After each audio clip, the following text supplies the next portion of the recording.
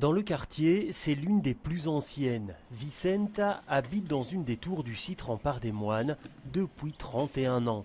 Elle nous emmène dans son petit appartement du 3e étage. Un lieu qu'elle n'imagine pas quitter. J'ai 80 ans et déterrer un arbre de 80 ans, eh bien, c'est faire mourir l'arbre. Et donc, pour moi, je voudrais qu'on me laisse encore passer les quelques années ici, parce que je me sens bien. Et pourtant, il lui cause parfois bien des soucis son appartement. Ces derniers temps, c'est la décharge sanitaire qui a foui dans sa salle de bain.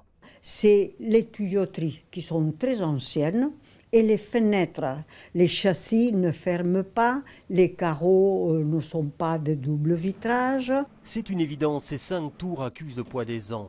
Rénover ces 314 appartements, les autorités y ont pensé, avant finalement de choisir de les détruire. D'un point de vue financier, c'est plus intéressant, mais c'est surtout par rapport au projet qu'on veut réaliser. On veut réaliser une vraie mixité sur le site, on veut construire une crèche, on veut construire aussi des logements pour personnes âgées, on veut construire du logement moyen et il y aura également bien sûr des logements sociaux.